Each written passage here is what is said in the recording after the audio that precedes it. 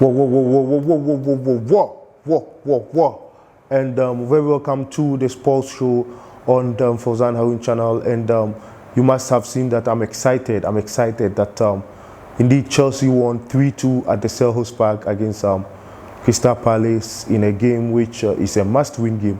Please, before I start the show, excuse me, please do also subscribe to the channel, Fauzan Harun channel. Send in your comment, give me like at the end of the program if you enjoy it. Share the program as well. Touch the notification bell. After subscribing, you touch the notification bell so that whenever a program is in session, you gonna be alerted and join accordingly.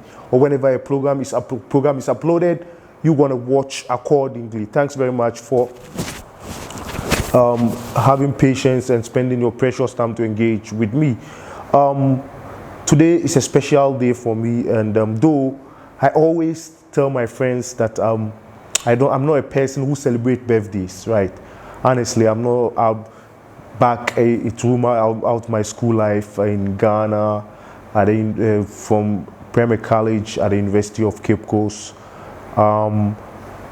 at Scotland, Dundee University. I celebrate birthday of friends and used to attend parties here and there and chill, but I don't freeze anyway.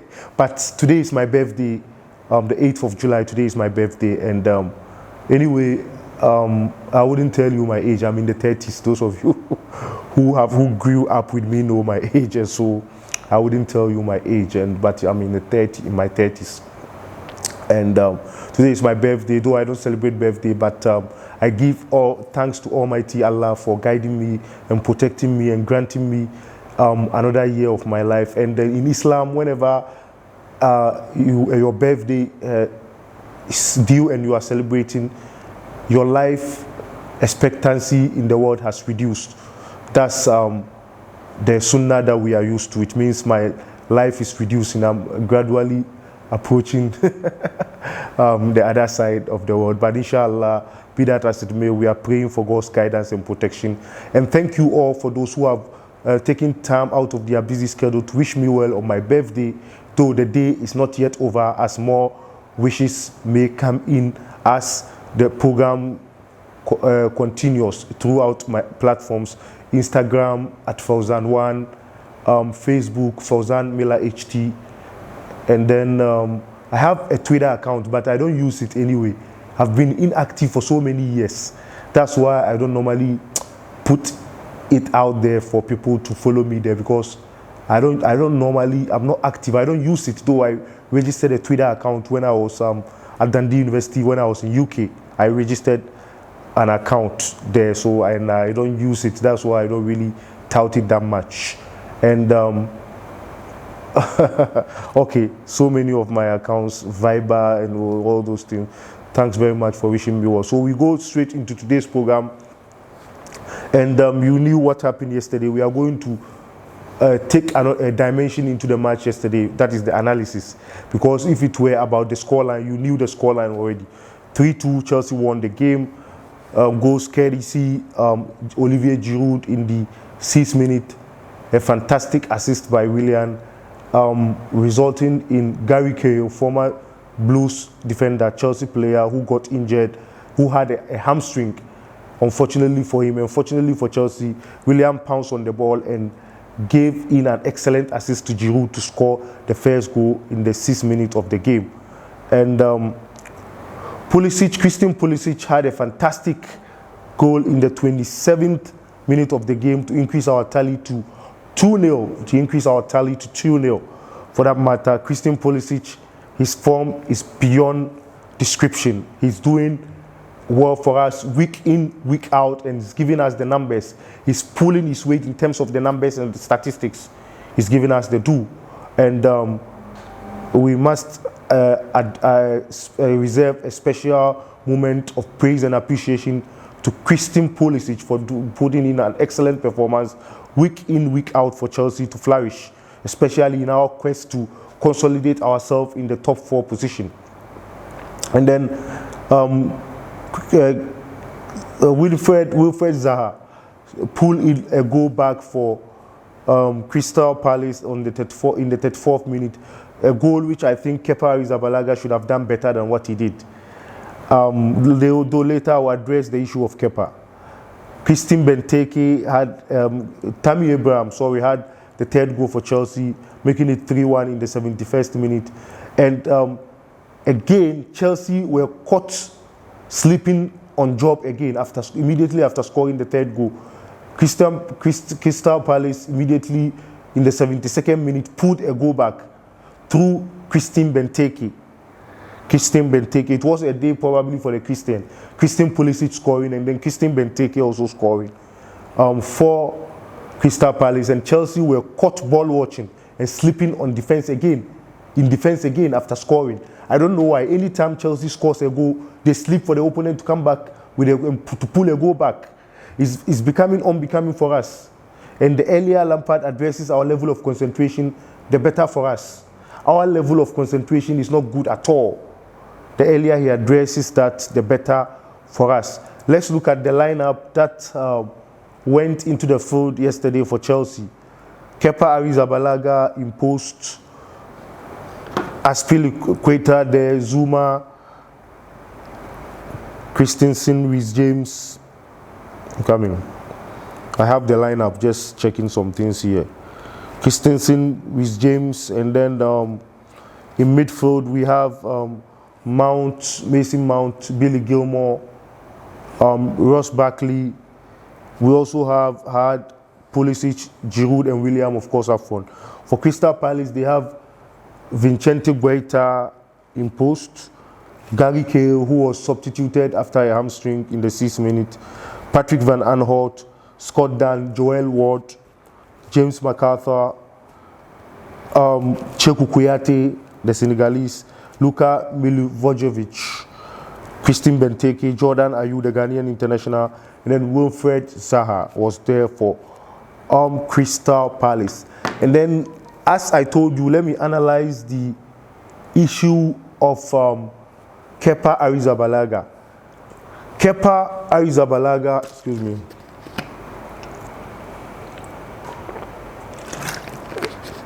Is proven time and time again, day in, day out, to be an unreliable number one goalie for Chelsea. An unreliable number one goalie for Chelsea. You know, our responsibility as Chelsea fan or Chelsea YouTubers, whatever name you may want to call us, whatever name, or Chelsea vloggers, whatever name you want to call us, is to point out our mistakes and inaccuracies so that we don't repeat them in our next matches. And most of the works that we've done here, especially on this channel, have yielded positive results. Remember the case of Emerson. I made a whole lot of noise on this channel that Emerson shouldn't be given the time to waste our time on the field. And he's not been fielded for some time now, and we are getting the results. Despite the fact that I'm not saying we have the best squad in the world. Of course, if we had the best squad, we should be winning the league. Since we are not winning the league, we don't have the best of squad. But among those ones that we have, the bad nuts should be left on the bench. That is what we're doing. And I called for Emerson to be benched, and Lampard heeded to that advice, and Emerson was benched. And now, still, I'm not comfortable anyway, despite the fact that we are getting the results. Alonso should still be given some minutes because he has potency up front. He can score goals. Kepa Arrizabalaga should have done better with respect to the shot that Wilfred Zaha played and pulled a goal back for Crystal Palace. It reminded me of the days of Peter Cech, and then Thibaut Courtois, who would have parried the ball away with his long hands. Kepa Arrizabalaga, questions have been raised here and there about his performances vis-a-vis his stature in post. You know, he's smallish in post, hence whenever the opponent sees opportunity, whenever they meet Chelsea, they see an opportunity to always shooting, they will always get some goals against Chelsea. That is what they are counting and doing against us, unfortunately. And then Aspilicueta in this game was calm and confident, and then I'll give him solid performance mark there. Zuma again was fantastic. I remember his last clearance which prevented Crystal Palace from equalizing in the match. He had to dive and make an excellent clearance, which I appreciated and applauded him for that in the course of the game, leading to the dying embers of the game in the injury time. He gifted us these 3 points. If not for him, the 3 points would have been 1 point. And then Christensen, as usual, was quiet in this game. Anyway, he didn't make any meaningful mistakes thereby. In this game, I would say he was a little bit solid, but still not the best. He should put in more performances to convince me. Reece James again was at his usual best, especially the crosses here and there. He gave so many crosses to Olivier Giroud. Unfortunately, Giroud couldn't utilize those crosses. And then Mason Mount again was doing the do in midfield. Billy Gilmore again coming new. We had an athletic midfield in this encounter. Ross Barkley, there were so many runnings in the field of play, and so we weren't short of energy for that matter in this encounter. The players ran 90 minutes and gave the services to our front players. Pulisic, marvelous, excellence, a mark of excellence. Pulisic, I don't have any thing to tell him but to thank him and continue to encourage him to give in positive performances in our subsequent games. He's doing well, and I salute him. Fantastic player for that matter. And then we also have Giroud, Willian. Giroud also did fantastic. His first goal combination with Willian again. And then Willian again was at his usual runnings, and then if not even the best of game, he didn't disgrace himself for that matter. He did quite well. And then let me look at these statistics to justify and reconsolidate the reason why I'm saying Kepa is not good enough for us. Kepa saved shots on target against Chelsea. Crystal Palace had 3. And among the 3 that they had, 2 were goals. That shows you how poor he is. Meaning he had 33% save efficiency. When you compare him with the Vincente Guaita of Crystal Palace, who faced 6 shots on target and prevented half of those shots from entering.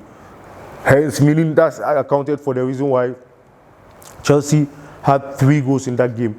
The goalkeeper faced 6 shots and 3 went in, hence having 50% efficiency with respect to save performance. Better than Kepa Arrizabalaga in this case. Meaning if Kepa Arrizabalaga had faced those 6 shots, Chelsea would have conceded maybe 4 or 5 goals because of his shot to save ratio, which is very bad. And then as usual, we had the ball possession of 59%, solid performance there from Chelsea players. And then we have blocked shots. Chelsea, our defenders blocked 5 shots. Zuma, especially Zuma, Christensen and the like. He blocked 5 shots, we blocked 5 shots. And then Crystal Palace also blocked 2 shots. And so if those 5 shots that were blocked had gone into the net, probably Chelsea would have conceded more goals with the kind of goalkeeper we have. His confidence this season is gone down. Surprisingly, last season, he was the toast of the fans. He performed marvelously well, but this season is shambolic so far. And we are calling for his exit probably, or even I'm even still calling for Chelsea to go in for #1 goalkeeper, because Kepa going forward next season cannot help us in our battle for the title once again. We need solid goalkeeper who doesn't concede goals, because with the kind of goalkeeper like Kepa, how will we be challenging for the league title? It will be difficult for us to compete with Man City, Liverpool, and even Manchester United now. They are building a formidable side. Trust you me, Manchester United is building a formidable side, and hence, if we continue with this shambolic performance from Kepa, we are going to suffer in next season. And please do subscribe to the channel. Subscribe to the channel for me, Fauzan Harun channel. Share in the program. Like the program. Give it a thumbs up if you like it, and then send in your comment as well as your questions as and when possible. And other issues Chelsea related, and I'm thinking, I saw an article, I don't know how true the percentage of truth in that Fikayo Tomori is moving to, is it West Ham or something? Maybe I didn't see it well. And I'm sounding a warning to manager Frank Lampard. He shouldn't make that mistake of transferring Fikayo Tomori. Fikayo Tomori is an excellent chap. I don't know why he's not playing despite the shambolic performance of our defense.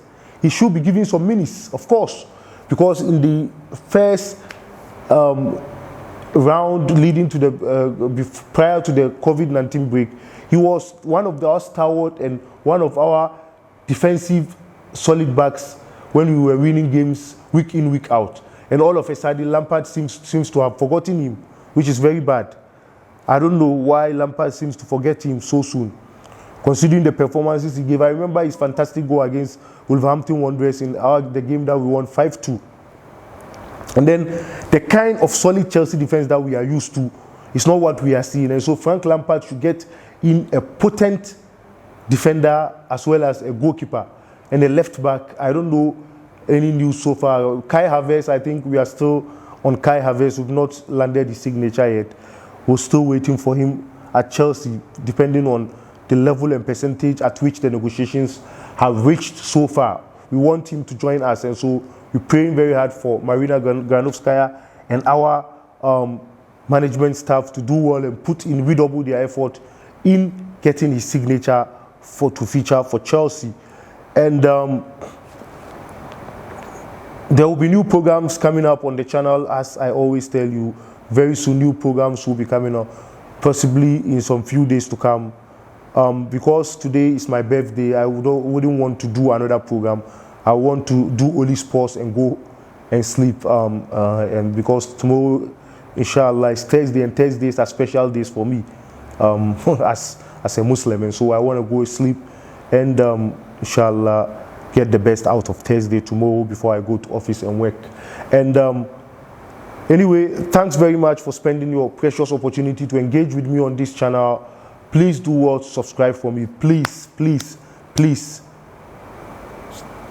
There are 2 assignments. You have to subscribe and I have to do the work and give in the hours here. I'm doing my part. Also do your part. Please do well subscribe for me and share the show for those who haven't subscribed to do so for me before it is too late. Join the winning team, as I always tell you. Thanks very much for joining me on this show. God richly bless you.